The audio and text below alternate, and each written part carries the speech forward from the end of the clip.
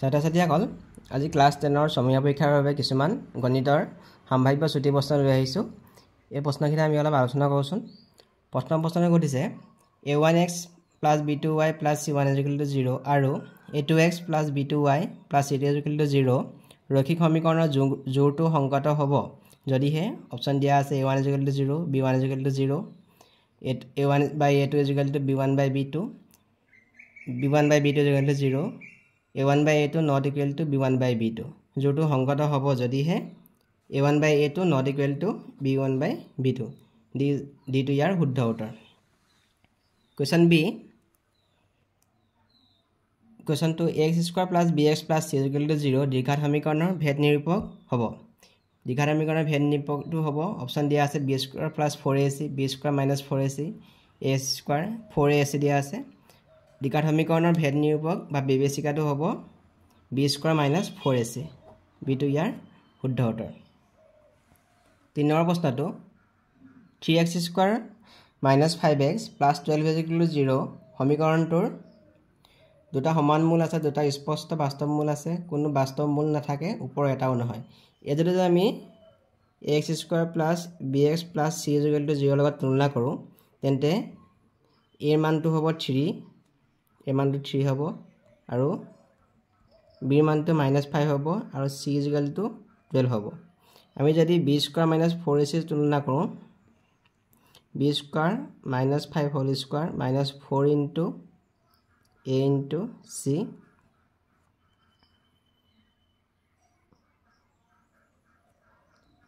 (25 -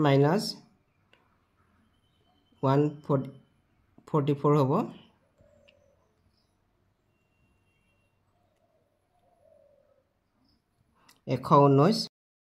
b² - 4ac smaller than 0 গতিকে b² - 4ac শূন্যতকৈ সৰু হ'ল, গতিকে সমীকৰণটো কোনো বাস্তৱ মূল নাথাকে। c নম্বৰটো ইয়াৰ শুদ্ধ উত্তৰ। 4 নম্বৰ প্ৰশ্ন tan 65/cot 25 ডিগ্ৰীৰ মান হ'ব। আমি জানো যে cot θ = tan 90 ডিগ্ৰী - θ, গতিকে cot 25 ডিগ্ৰী কৰিলে আমি পাম tan 90 degree - 25 degree = tan 65 degree. cot 25 degree মান পালোঁ আমি tan 65 ডিগ্ৰী, গতিকে tan 65 ডিগ্ৰী / cot 25 ডিগ্ৰী। আমি ইয়াত cot 25 ডিগ্ৰী মান tan 65 ডিগ্ৰী বহাই দিম, cot 25 ডিগ্ৰী মান বহাই দিম tan 65 ডিগ্ৰী, কটাকটি কৰিলে আমি পাম 1, গতিকে শুদ্ধ উত্তৰটো হ'ব B। Please subscribe and share my videos. 5 number প্ৰশ্নটো কৈছে যদি sin 3x + 10 = cos x + 24 হয় তেন্তে x সমান হ'ব। আমি জানো যে cos θ = sin 90 ডিগ্ৰী - θ। আমি যদি cos x + 24 কৰোঁ তাৰ মান হ'ব sin 90 ডিগ্ৰী - x + 24, তাৰ মানে হ'ব sin 90 degree - x - 24, sin 90 degree - 24 - x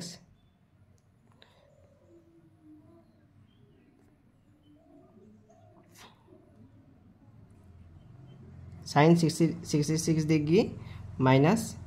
x cos x + 24 = sin 66 degree - x। তেতিয়াহ'লে আমি ইয়াত sin 3x + 10 = cos x + 24 আমি পালোঁ যে cos x + 24 = sin 66 degree - x পালোঁ।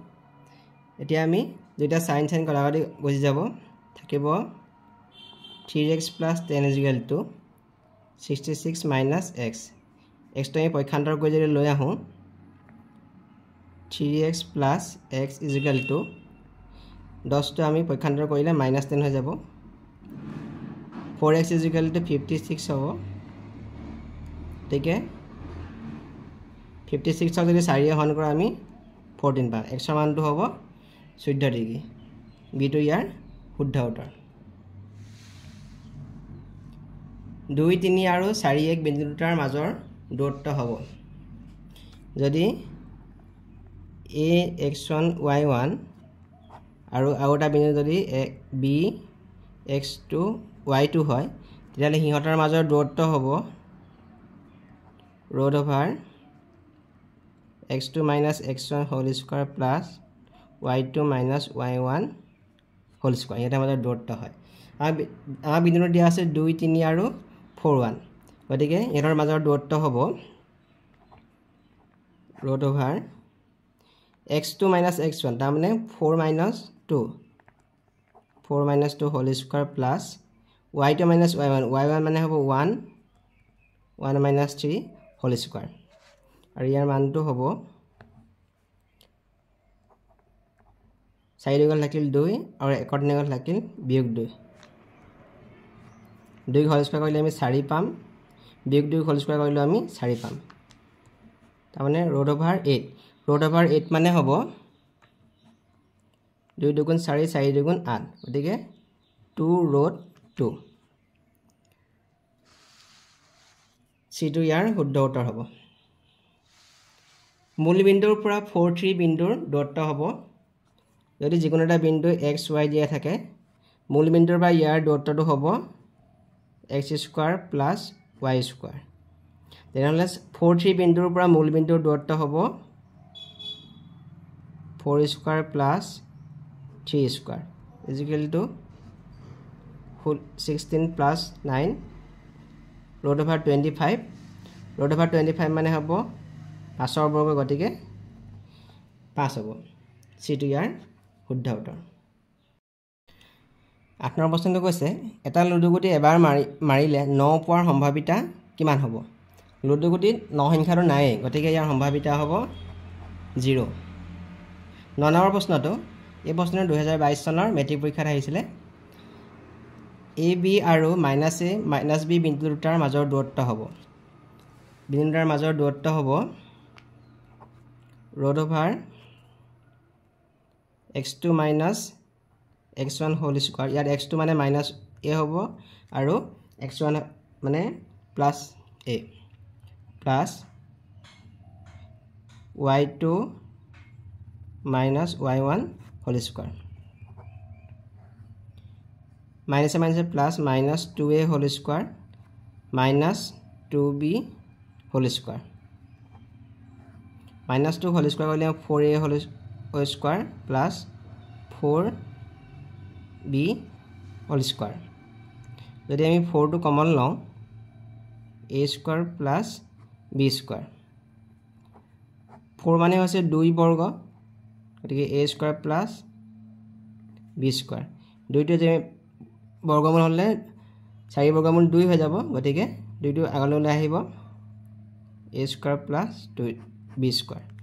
গতিকে বিন্দু দুটাৰ মাজৰ দূৰত্ব হ'ব 2 * root over a square plus b square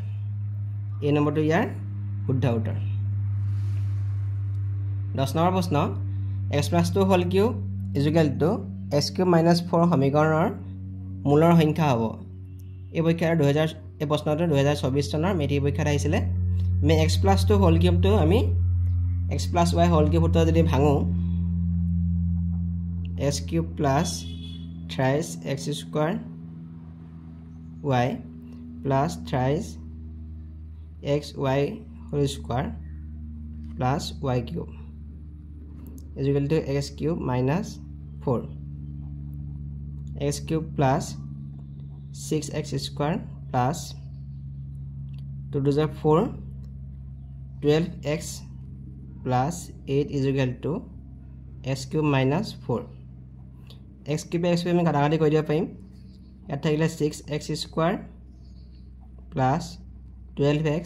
4 টো পক্ষান্তৰ কৰি লৈ আহিলে যোগত আহিব গতিকে 8 4 হৈ যাব 12 is equal to 0 এটো এটা দ্বিঘাত সমীকৰণ হল দ্বিঘাত সমীকৰণৰ মূল সংখ্যা 2 হ'ব গতিকে C2 ইয়াৰ শুদ্ধ উত্তৰ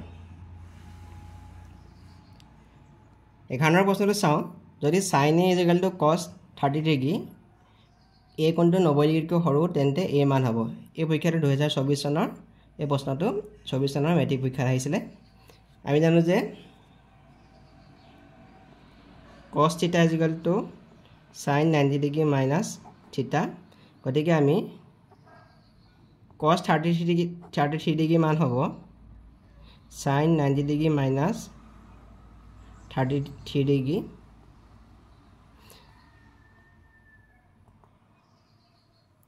sin 57 ডিগ্ৰী আমি cos 33 ডিগ্ৰী মান পালো sin 57 ডিগ্ৰী আমাক দিয়া আছে sin a = cos 33 degree cos 33 degree মান পালো আমি sin 57 ডিগ্ৰী এতিয়া গতিকে a মানটো হ'ব 57 ডিগ্ৰী ডি নম্বৰটো ইয়াৰ শুদ্ধ উত্তৰ 12 প্ৰশ্নটো যদি এটা দ্বিঘাত বহুপদৰ মূল দুটাৰ যোগফল p আৰু মূল দুটাৰ পূৰণফল q হয় তেন্তে বহুপদটো হ'ব এই প্ৰশ্নটো 2023 চনৰ মেট্ৰিক পৰীক্ষাত আহিছিলে আমাক কৈছে মূল দুটাৰ যোগফল p আৰু মূল দুটাৰ পূৰণফল q গতিকে সমীকৰণটো হ'ব x² মাইনাছ মূল দুটাৰ যোগফল পূৰণ x প্লাছ মূল দুটাৰ পূৰণফল গতিকে এইটো হ'ল দ্বিঘাত বহুপদটো হ'ব x² minus px plus p এইটো হ'ব দ্বিঘাত বহুপদটো কুৱেশ্যন 13 যদি px = bx² plus 4 * b plus 1 plus 1 বহুপদৰ এটা শূন্য হয় এটা শূন্য 1 হয় তেন্তে b মানটো হ'ব আমাক কি আছে এটা শূন্য 1 দিয়া আছে গতিকে আমি x ৰ ঠাইত আমি 1 বহাই দিম b * 1² plus 4 * b plus 1 plus 1 = 0 b 4 * b 4b হ'ব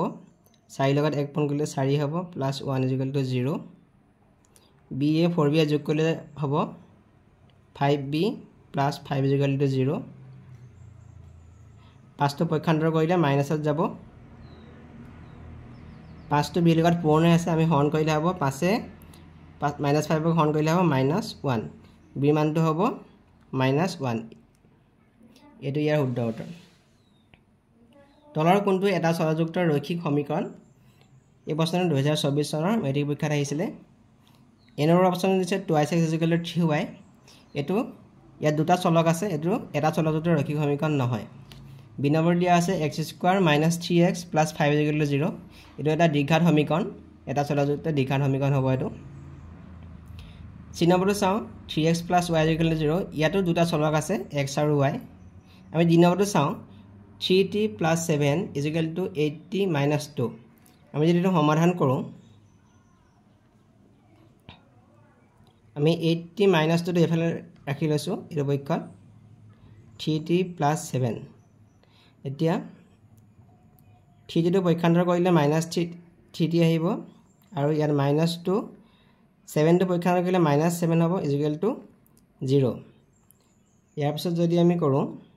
8t ৰ পৰা 3t গ'লে হ'ব থাকিব 5t -2 আৰু -7 কৰিলে -9 = 0 এইটো হ'ব এটা চলকযুক্ত এটা ৰৈখিক সমীকৰণ গতিকে ডি নম্বৰটো ইয়াৰ শুদ্ধ উত্তৰ হ'ব 15 প্ৰশ্নটো চাওঁ যদি x² + kx + k = 0 সমীকৰণৰ মূল দুটা সমান হয় আৰু বাস্তৱ হয় তেন্তে k ৰ মানটো হ'ব আমি জানো যে ax²